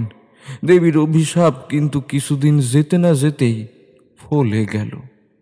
জমিদারের 2 ছেলে ছিল, তাদের মধ্যে একজনকে হঠাৎ করে খুঁজে পাওয়া যাচ্ছিল না। কিছু সময় পর জানা গেল সেই নরখাদক বাঘ গ্রামে ফিরে এসেছে এবং দিগম্বর রায়ের ছেলেরে মুখে করে তুলে নিয়ে গেছে। সবাই যখন রক্তের দাগ অনুসরণ করে পৌঁছালো, তখন দেখল বাঘটি অর্ধজীবিত সেই পুত্রের একটি হাত চিবিয়ে চিবিয়ে খাচ্ছে, আর সেই ছেলেটি বিকট চিৎকার করছে। সিপাহীরা লাঠি সোটা নিয়ে তেড়ে গেলে বাঘটি পালিয়ে যায়, কিন্তু সেই পুত্রকে আর বাঁচানো গেল না। জমিদারের অপর পুত্রটিও কিছুদিন যেতে না যেতেই মারা গেল। সাপের কামড়ে তার মৃত্যু হয়। জমিদার গিন্নিও কোনো এক রোগে কিছুদিন ধরে ভুগছিলেন। তিনিও তার 2 সন্তানের সাথেই মারা গেলেন। জমিদার বাড়িতেও শুনেছিলাম কোনো এক অজ্ঞাত কারণে আগুনে পুড়ে ছারখার হয়ে গিয়েছিল। 1 সপ্তাহের মধ্যেই এত অঘটন দিগম্বর রায় সহ্য করতে পারেনি। তার সমস্ত রাগ গিয়ে পড়ল সেই দেবীর উপর। রাগে ফুঁসতে ফুঁসতে তখন দিগম্বর রায় প্রতিজ্ঞা করল এই বদলা দেবীর কাছ থেকে সে নেবেই। সেই মতো সে এক অজ্ঞাত অপদেবীর সাধনা শুরু করল। পাহাড়ের একদম উচ্চ শিখরে জমিদার তন্ত্র সাধনা শুরু করল। কয়েক মাস ধরে চলল সেই গভীর তন্ত্র সাধনা। প্রখর রৌদ্র, বৃষ্টি, বজ্রপাত কিছুই সেই জমিদারকে তন্ত্র সাধনা থেকে টলাতে পারল না। অবশেষে কয়েক মাস এই কঠোর তপস্যার পর, যে অপদেবীর জন্য জমিদার এত মাস ধরে কঠোর তপস্যা করেছিল, সেই অপদেবী সন্তুষ্ট হলেন এবং জমিদাররে দেখা দিলেন। পরে জানা যায় ওই অপদেবীর নাম ছিল নাকি অন্ধমালা। এই অন্ধমালা দেবীর সাধনার একটি নিয়ম ছিল। দেবী কারো সামনে প্রকট হলে দেবীর চোখের দিকে তাকানো যাবে না। যদি কোনো ব্যক্তি ভুল করেও দেবীর চোখের দিকে তাকায়, তাহলে তৎক্ষণাৎ ওই ব্যক্তির উপর দেবীর কোপ নেমে আসে এবং ওই ব্যক্তি মৃত্যুর দিকে ঢলে পড়ে। জমিদার সেটি জানত, তাই ওই অপদেবীর পায়ের দিকে তাকিয়ে সে বলে, মা অন্ধমালা, তুই এসেছিস, আমি জানতাম তুই আসবি। নে মা, তোর প্রসাদ গ্রহণ কর মা। এই বলে সে এক মানুষের রক্তে পূর্ণ পাত্র দেবীর হাতে তুলে দেয়। দেবীও পরম লালসায় ঢক ঢক করে সেই রক্ত পান করে। এরপর তার উদ্দেশ্যে বলে, আমি তোর তপস্যায় সন্তুষ্ট হয়েছি, বল কি প্রার্থনা করিস? ওই দূরের মন্দিরে যে দেবী অধিষ্ঠিত আছেন, সেই দেবী আমার সর্বনাশ করে দিয়েছে মা। আমি ওই দেবীর থেকে বদলা নিতে চাই। মূর্খ তুই দিগম্বর, আমার মতো লক্ষ লক্ষ পিশাচিনীকে দেবী নিমেষে ধ্বংস করতে পারে। আমি কি করে পারবো ওই দেবীকে পরাজিত করতে? আর এমনিতেও আর 200 বছর পর দেবী এমনি পুনরায় স্বর্গে ফিরে যাবেন। আচ্ছা বেশ, তোকে ওকে পরাজিত করতে হবে না মা। আমি শুধু চাই ওই দেবীকে ওই বন্ধ দরজার পিছনে আবদ্ধ করতে। আমি চাই মন্দিরে আবার তালা ঝুলিয়ে দেবীকে চিরতরে আবার পুনর্নির্বাসনে পাঠাতে। বলেই জমিদার উঠে গিয়ে সেই সিংহ দুয়ারের সামনে দাঁড়ালো এবং বিশাল আকারের দুটি দরজারে বন্ধ করে তাতে তালা লাগিয়ে চাবি অন্ধমালা দেবীর হাতে দিয়ে বললেন, নে মা, এই স্বর্ণ চাবি তুই এমন এক দুর্গম স্থানে লুকিয়ে ফেল যাতে কেউ কোনোদিন এই চাবি উদ্ধার করে এই দেবীকে মুক্ত করতে না পারে। বন্ধ থাকুক এই মুখপুরি চিরতরে ওই দেওয়ালের পিছনে। এরপর 200 কেন 1000 বছর পরে ওই দরজার পেছনেই বন্দী হয়ে থাকবে, এটাই ওর শাস্তি। তবে আমারও আর বেঁচে থেকে কি হবে? আমি তো সবই হারিয়েছি। আমিও মৃত্যুবরণ করতে চাই। শুনেছি নাকি তোর চোখের দিকে তাকালে সবার মৃত্যু হয়। বলে সেই জমিদার তৎক্ষণাৎ অন্ধমালা দেবীর চোখের দিকে তাকালো। সঙ্গে সঙ্গে সর্বনাশ নেমে এলো। দেবীর মুখের দিকে তাকিয়ে সে দেখল দেবীর চোখের জায়গায় ফাঁকা কোটর, চোখের পরিবর্তে কালো কোটর দুটিতে আগুন জ্বলছে। ভয়ে শিউরে উঠল জমিদার।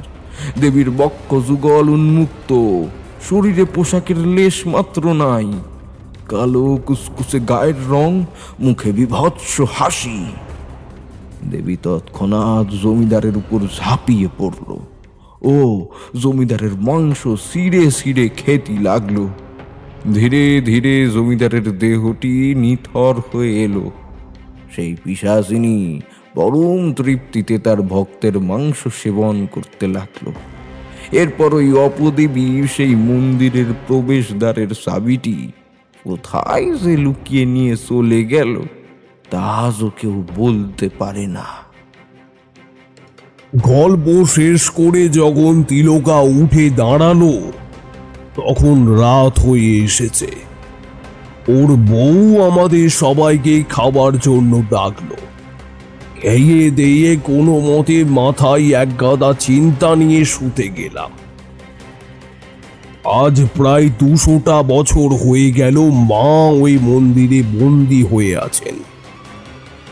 আচ্ছা ঠাকুরমশাই, সবই তো বুঝলাম, কিন্তু এই মা আসলে কে?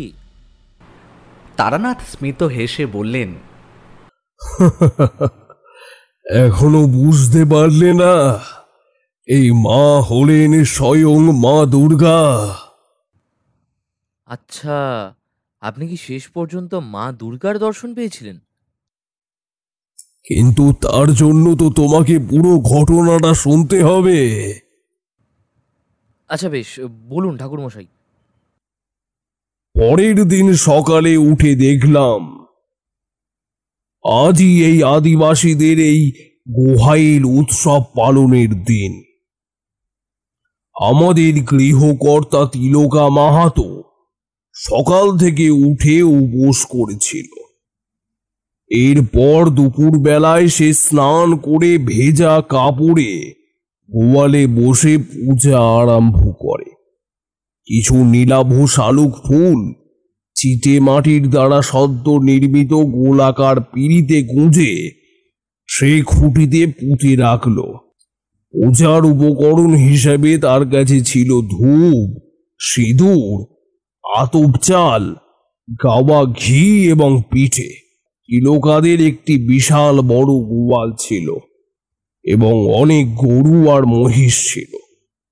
পুজো শেষ হওয়ার পর গরুর গোয়ালে লাল মোরগ এবং মোষের গোয়ালে কালো মুরগি বলি দেয় সে।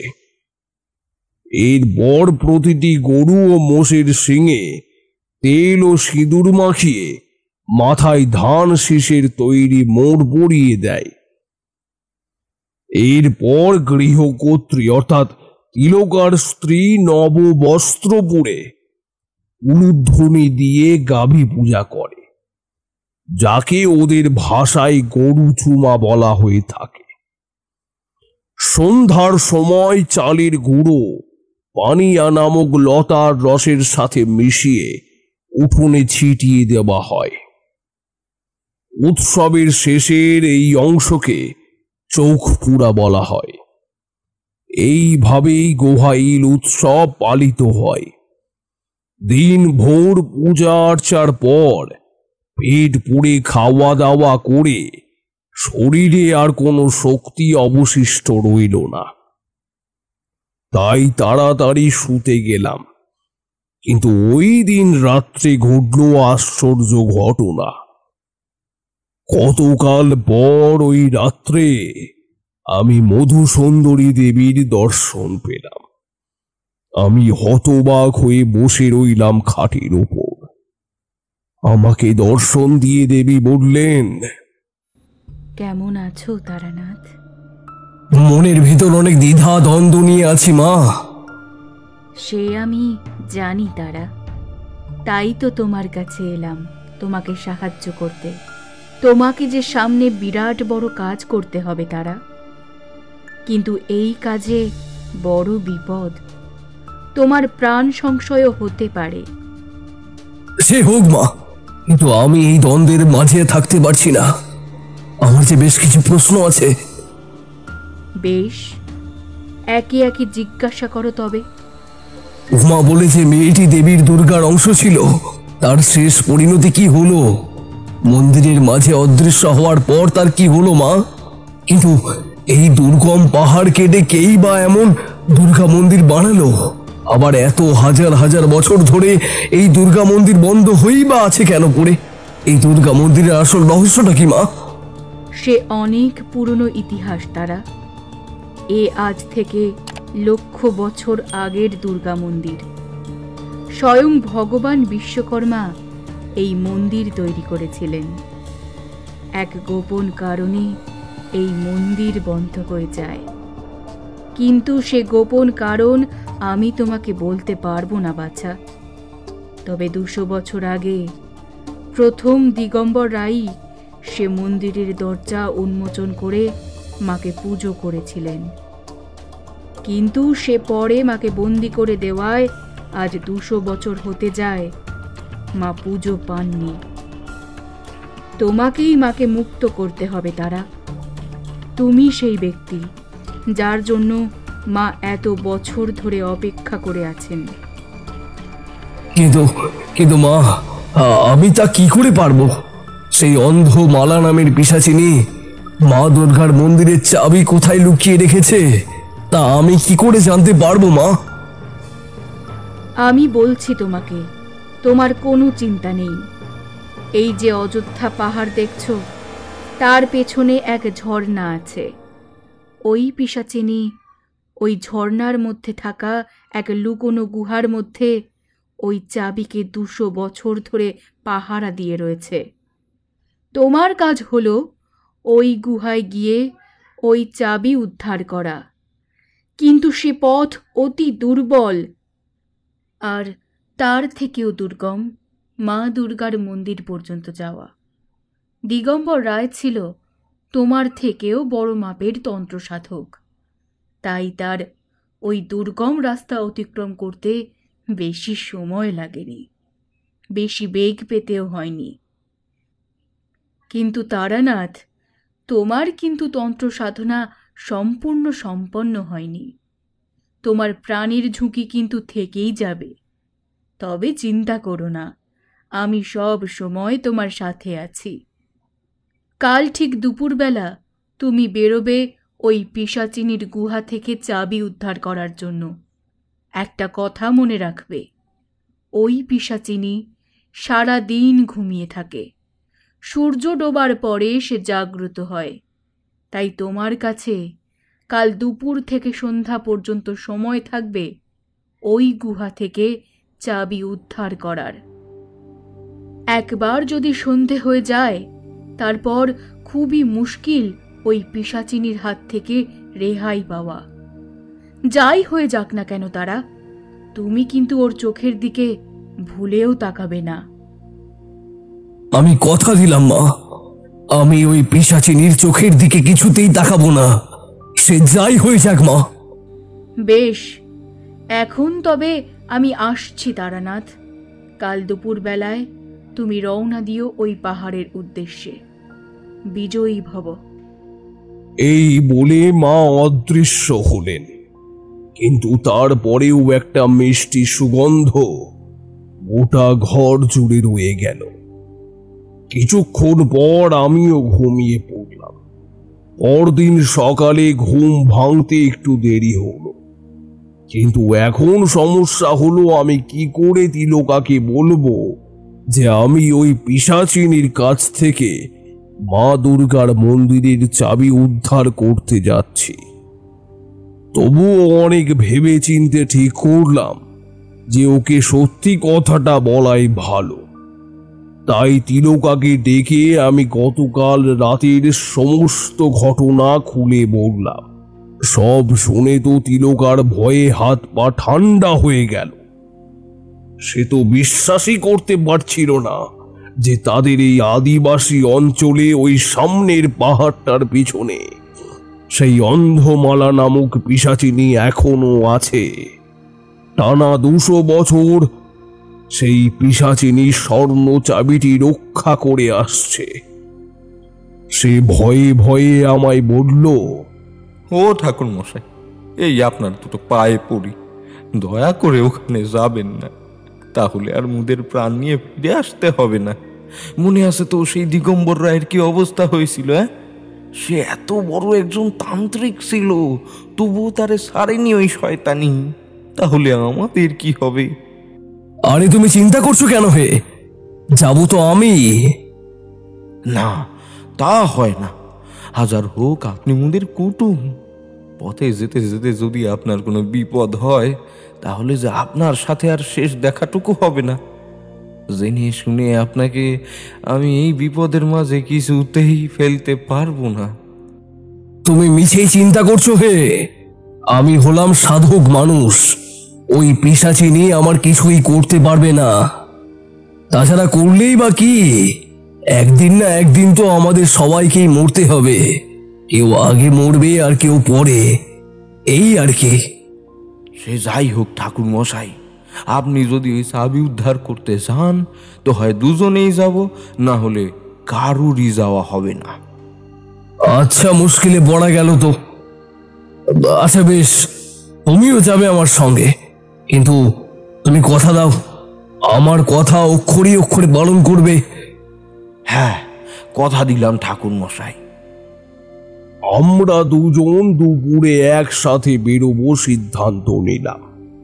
তিলকার বউ, বাপ, মা অনেকে অনেক প্রশ্ন করল।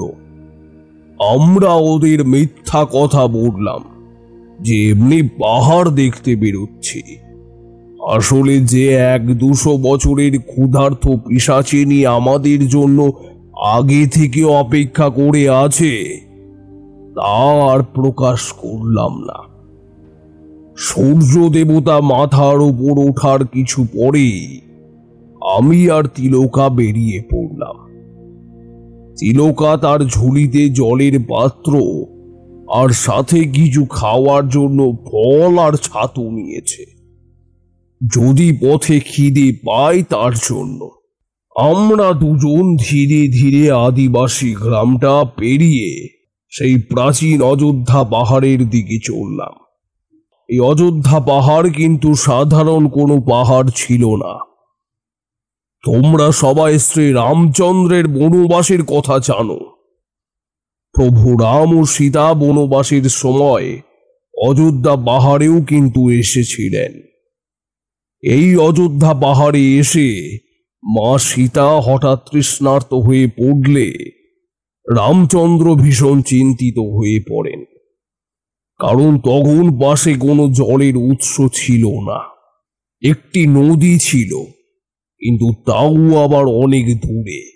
তাই নিজের প্রাণাধিক প্রিয় সীতাকে তৃষ্ণার্ত অবস্থায় দেখে তা সহ্য করতে না পেরে স্বয়ং রামচন্দ্র তার তীরের সাহায্যে মাটি খুঁড়ে জল বের করে আনেন।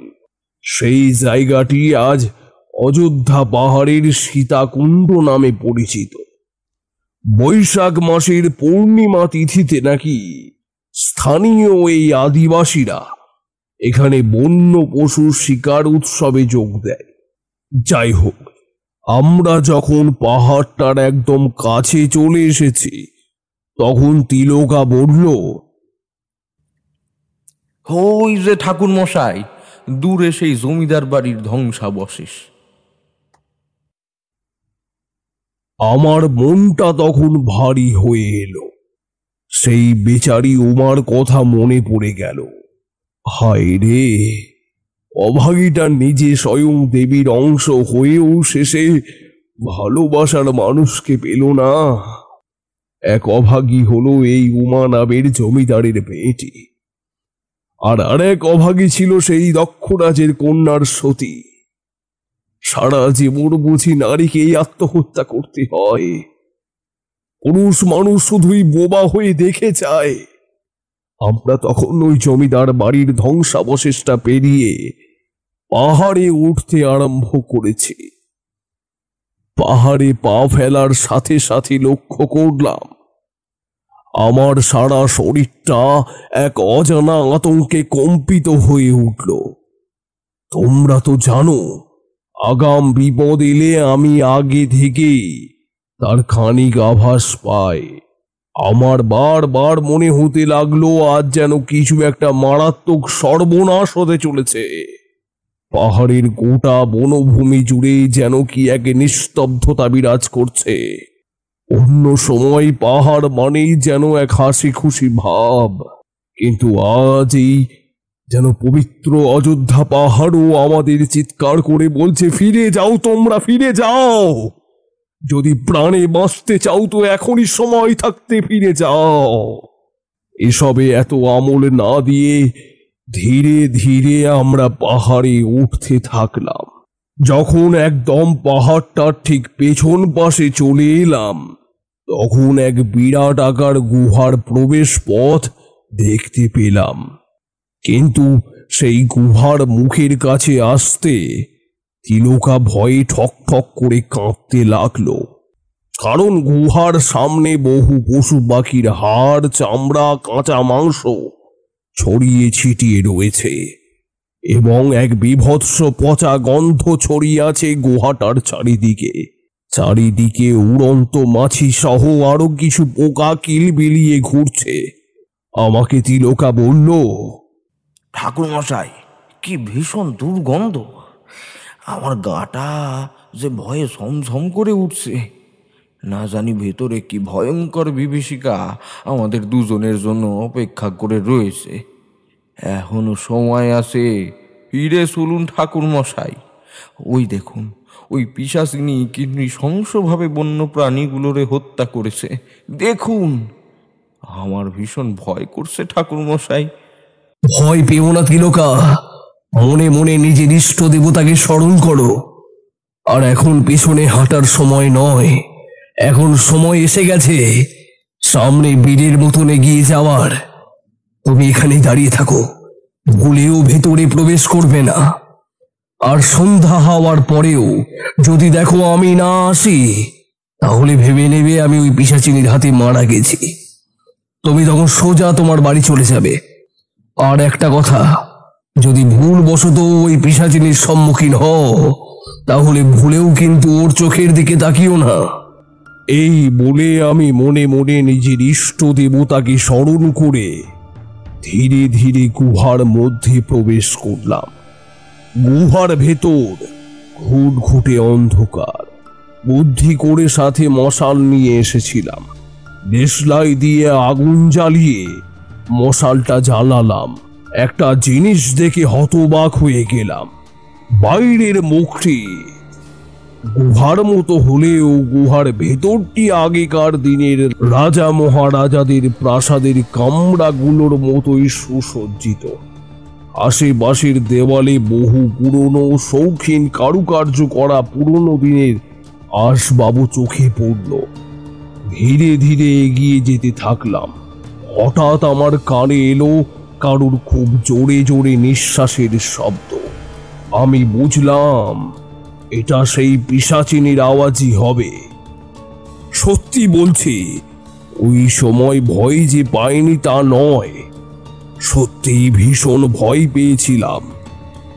কিন্তু ওই আওয়াজ লক্ষ্য করে আমি ধীরে ধীরে এগিয়ে যেতে থাকলাম, ভয়কে তোয়াক্কা না করে। কিন্তু গিয়ে যে এমন জিনিস দেখব তা আমি কল্পনাতেও ভাবিনি।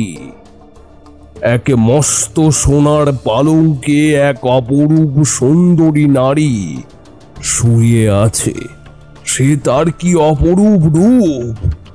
এমন রূপ এই পৃথিবীতে অন্য কোনো নারীর আছে কিনা সন্দেহ।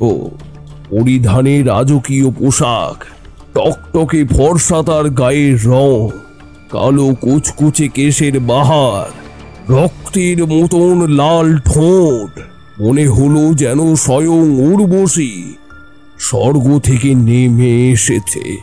আমি মনে হয় কয়েক প্রহর ওই স্বর্গীয় রূপধারী নারীর দিকে তাকিয়েই কাটিয়ে দিলাম। কিন্তু একটা জিনিস ভেবে আশ্চর্য হলাম, কোথায় সেই অন্ধমালা পিশাচিনী?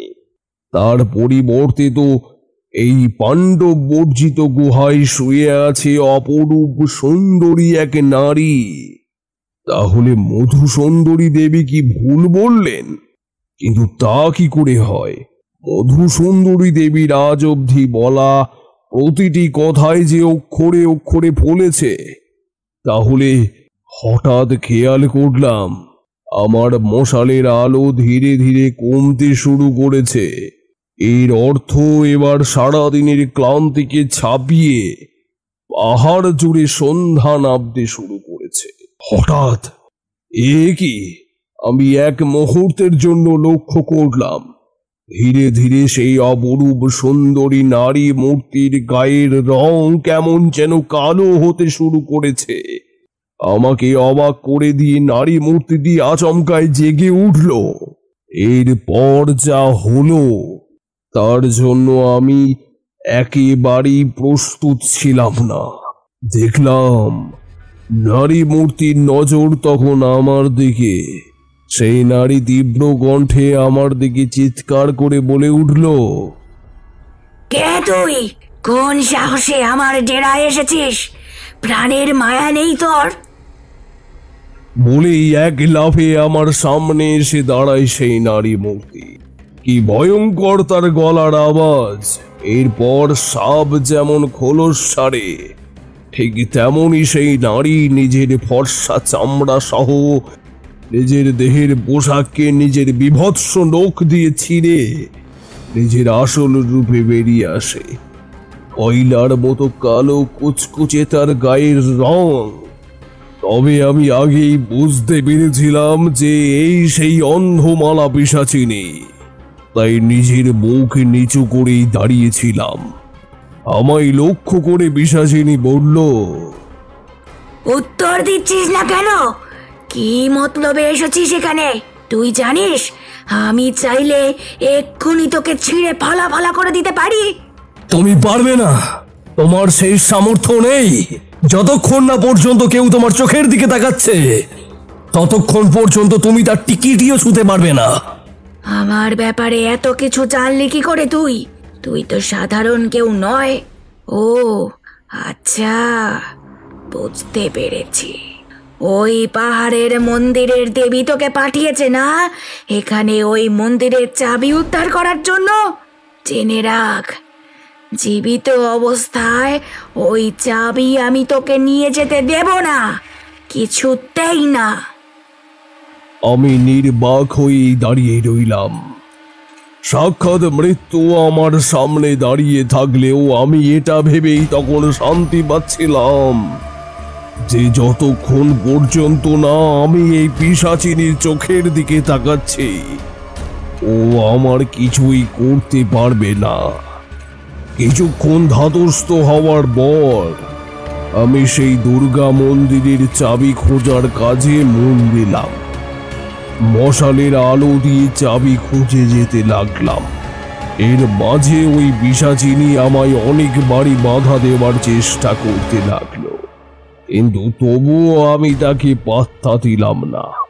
অনেক খোঁজার পর হঠাৎ একটি সুপ্রাচীন মূর্ছে ধরা বাক্স লক্ষ্য করলাম, কিন্তু আমি যেই না বাক্সের তালাটা খুলতে যাব, অমনি হঠাৎ গুহার মুখ থেকে একটা ডাক ভেসে এলো।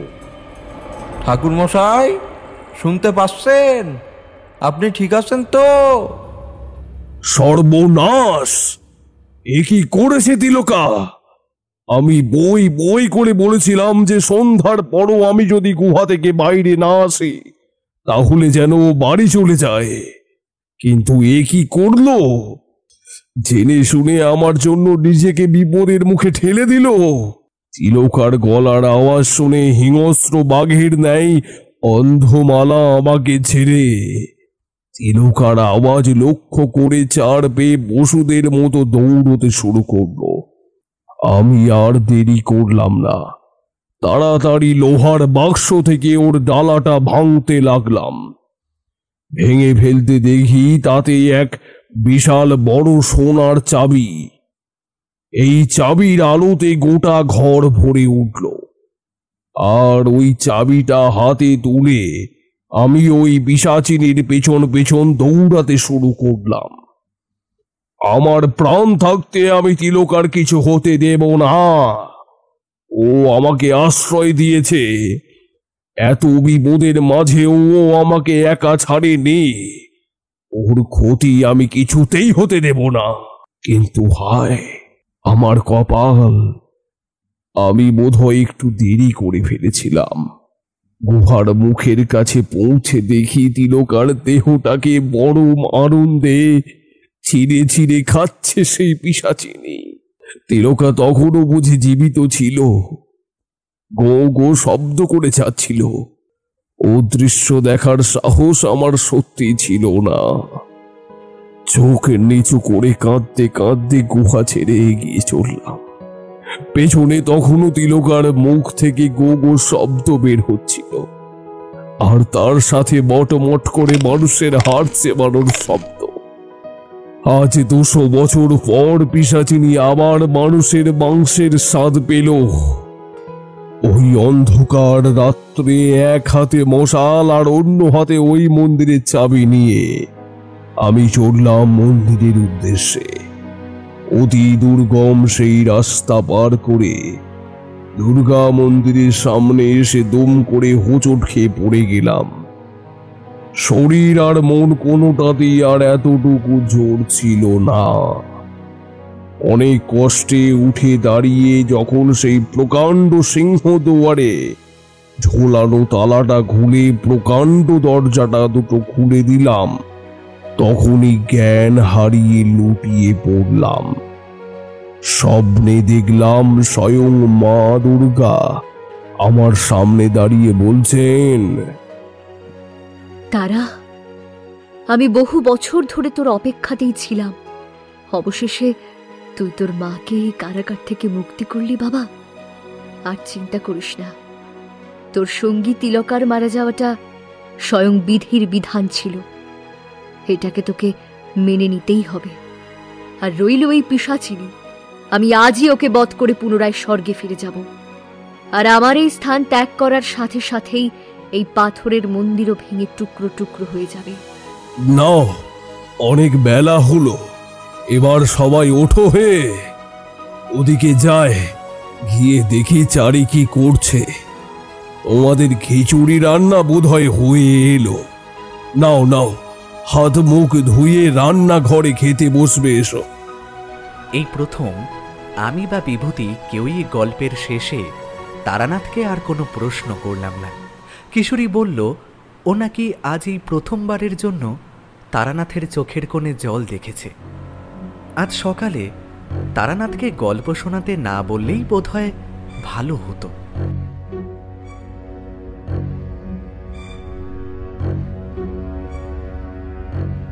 শেষ হলো আমাদের আজকের কাহিনী ভবানী উন্মোচন। আজকের গল্পটি কেমন লাগলো অবশ্যই জানাবেন আমাদের কমেন্ট বক্সে, এবং গল্পটি ভালো লাগলে লাইক অ্যান্ড শেয়ার করতে ভুলবেন না। পৌঁছে দিন আপনার প্রিয়জনদের কাছে আমাদের আজকের কাহিনীটি। ধন্যবাদ।